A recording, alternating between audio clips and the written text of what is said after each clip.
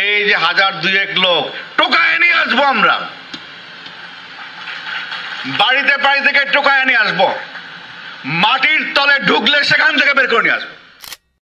বেনজির আহমেদ সাবেক আইজিপি গোমর ফাঁক করে দিয়েছে বাংলাদেশের একটি গণমাধ্যম। কালের কণ্ঠে রোববার যে রিপোর্টটি প্রকাশিত হয়েছে তাতে আমরা দেখতে পাচ্ছি সাবেক এই পুলিশ কর্মকর্তার পরিবারের নামে হাজার হাজার কোটি টাকার সম্পদ রয়েছে। কিন্তু আমরা কি বেনজির আহমেদের নামে যে হাজার হাজার কোটি টাকার সম্পদের সন্ধান পেলাম তাতে কি খুব বেশি অবাক হব? খুব বেশি বিস্ময়ের কিছু আছে? বেনজির আহমেদের ঘরে যে আলাদিনের চেরাগের সন্ধান পাওয়া গেল তা তো নিশ্চয়ই বাংলাদেশে আরো অনেকের ঘরে রয়েছে। কালের কণ্ঠ গত 31 মার্চ বেনজিরের ঘরে আলাদিনের চেরাগ শিরোনামে একটি দীর্ঘ অনুসন্ধানমূলক প্রতিবেদনে এরকম একজন দুর্দান্ত প্রতাপশালী ব্যক্তির অঢেল সম্পদ অর্জনের যে প্যান্ডোরার বাক্স খুলে দিল সেটি কি বার্তা দিচ্ছে?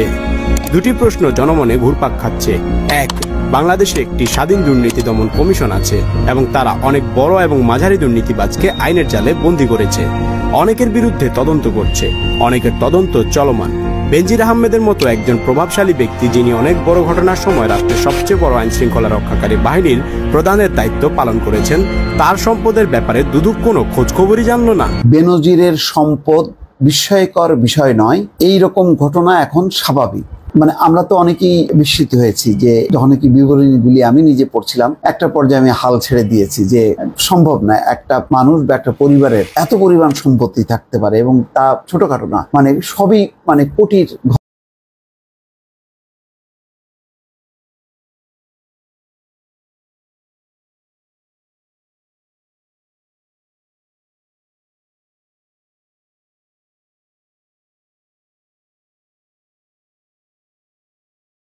Government and the power of the people, জনগণের ক্ষমতা এবং রাষ্ট্রের ক্ষমতা যারা অবজ্ঞা করার দুঃসাহস দেখায় তারা আহম্মক।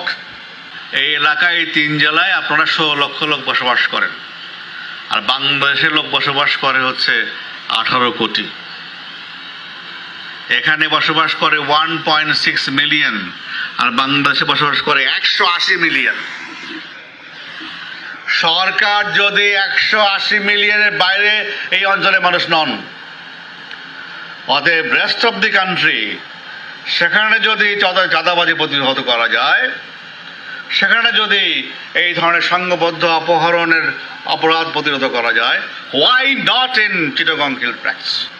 এবং আমি সবসময় বলি, সন্ত্রাসীদের বলি, never underestimate the power of the government and the power of the people, জনগণের ক্ষমতা এবং রাষ্ট্রের ক্ষমতা যারা অবজ্ঞা করার দুঃসাহস দেখায় তারা আহম্মক। রাষ্ট্রের কাছে এই সমস্ত অপশক্তি, জনগণের কাছে এই সমস্ত অপশক্তি অতি তুচ্ছ। আপনাদের সঙ্গে সহযোগিতা নিয়ে এই যে 1000-2000 লোক টোকায় নিয়ে আসবো, আমরা বাড়িতে বাড়ি থেকে টোকায় নিয়ে আসবো, মাটির তলে ঢুকলে সেখান থেকে বের করে নিয়ে আসবো। এবং আপনাদের সমর্থন নিয়েই আমরা এই অঞ্চলের মানুষের ভাগ্য পরিবর্তনের যে লড়াই, সেই লড়াইয়ে ইনশাআল্লাহ এই অঞ্চলের জনগণের সক্রিয় সমর্থনে আমরা বিজয়ী হব।